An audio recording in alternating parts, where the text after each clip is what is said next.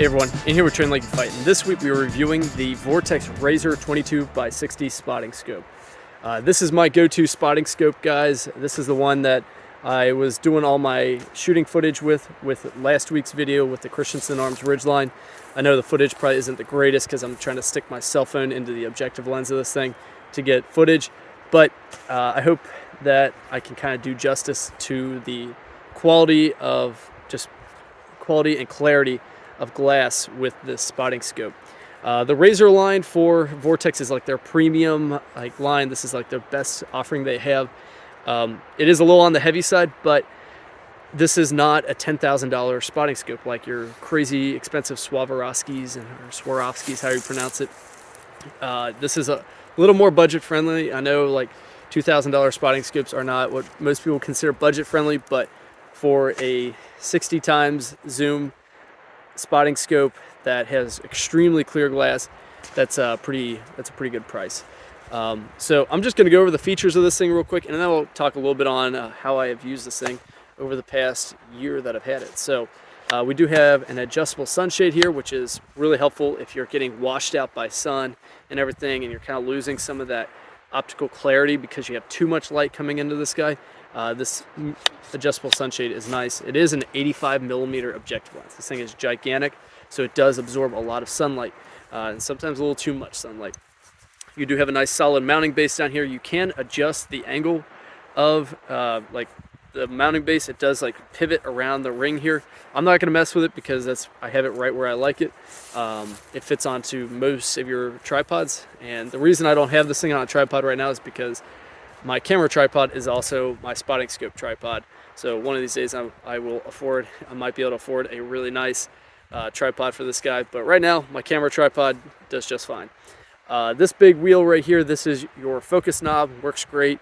Very, very tactile. It's rubberized, easy to get a good zero on, or get a good focus on whatever you're looking at. And then moving on back, we do have our objective lens here, and you do have an adjustable eyepiece. It has these nice tactile clicks, so you can move it in and out depending on just how your eye perceives the image that you're looking at. And then, like I said, this particular eyepiece is a 22x60.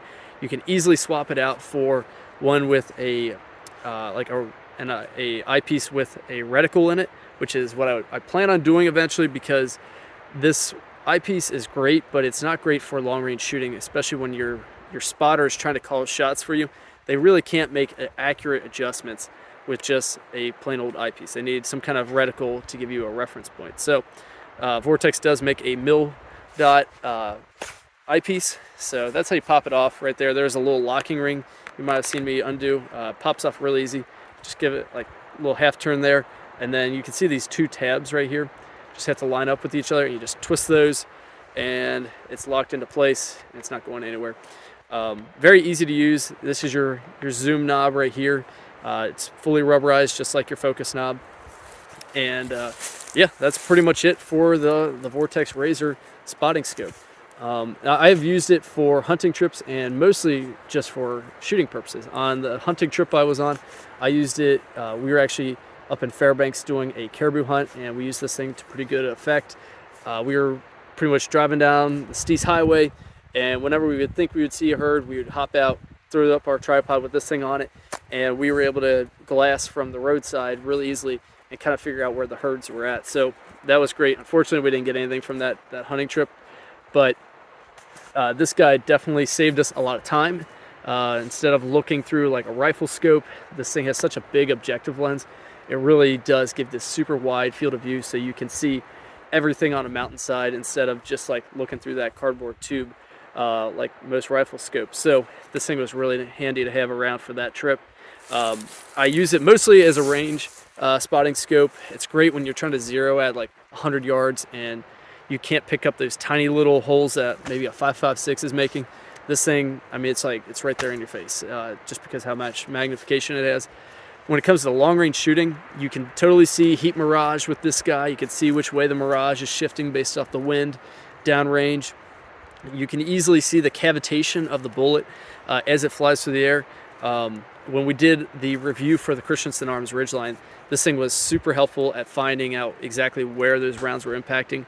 It is kind of hard to see the trail from a 300 Win Mag round at 1,000 yards because it's just moving so fast that range, but it is still doable, and I did it plenty of times. We were able to kind of find out exactly where those rounds were impacting at. The only other thing we were using this for was also like spotting Dall sheep on a hike I was on once. I brought this along, and this is actually an area where you can find a lot of Dall sheep, and I'll see if I can find some today.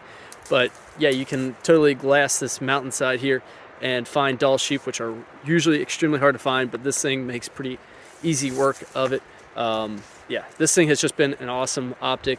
I guess if you're a bird watcher watching this thing, you can totally use it for all your bird watching needs.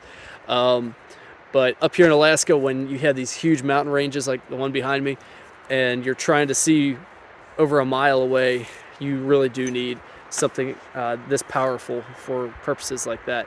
And like I said, if you're trying to use this as more of a long-range shooter setup, and you're trying to spot rounds for your shooter, you definitely need to get something with a reticle in it. But even without that, it's still super helpful to have someone on the range with a good spotting scope that can at least give you a relatively accurate fire adjustment to help walk you onto your target. So that's it for now, guys. Nice short review over the Vortex Razor spotting scope.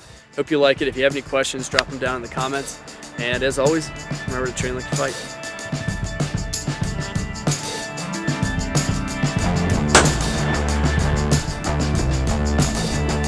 Head back.